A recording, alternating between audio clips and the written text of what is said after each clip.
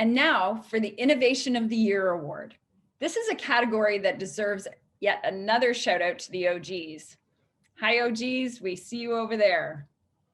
Because each of these innovations stands on the shoulders of giants, and they provide giant shoulders themselves. One day, we'll look at all of this progress that we're living through now and remember the struggle to perfect technologies that will ultimately fade into the background and we'll take them completely for granted. But today, we're bringing a few of those significant contributions to the foreground to give them the recognition they deserve. To school us on exactly what the Innovation of the Year nominations are and why they're so important is our friend and XR guru, Terry Schussler, Senior Director of Spatial Computing at Deutsche Telekom and founding member of XR Collaboration. We love you, Terry. Thanks so much for being here today, and take it away.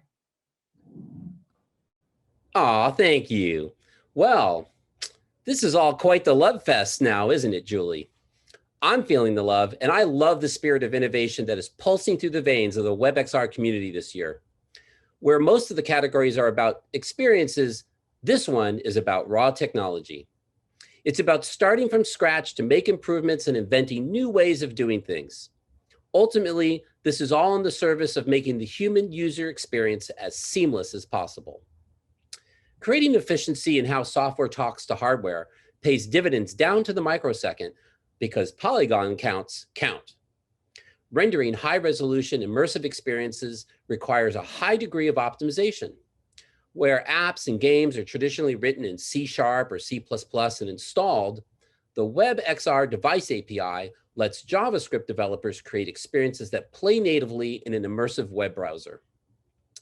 This year's Innovation of the Year nominees created companion technologies that are catalysts to enhance the performance of the immersive web. These technologies aren't in competition with each other, they all complement WebXR. And the nominees for Innovation of the Year are ECSY, the Highly Experimental Entity Component System by Fernando Serrano. So you have a thing, and that thing has its own properties. Now you want a lot of copies of that thing with lots of variations, and of course, those things are in 3D. Managing those things quickly gets you into processor overhead, lowering your frame rate, and degrading the experience. That is why you need an entity component system to manage all these things and make them play nice with each other to keep your device from getting bogged down. Fernando Jose Serrano Garcia created the open source ECSY at Mozilla Mixed Reality with 26 other contributors.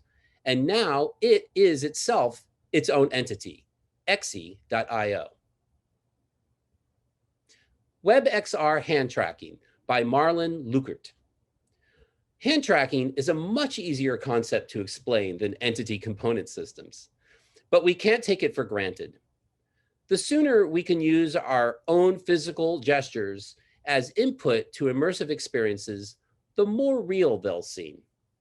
When Jacob Rossi and his team enabled hand tracking on Oculus, Marlon Lückert made it work in WebXR. Hand tracking at its best has a long way to go, but when it's good enough, we don't need a controller. We can look back and thank folks like Marlon who made little big things like hand tracking in WebXR happen. Basis Universal by Binomial. When JPEGs and PNG image formats were decided upon, they weren't thinking about how they would perform at high resolution in a 3D environment. The immersive web was many, many years away, and few had conceived of it yet.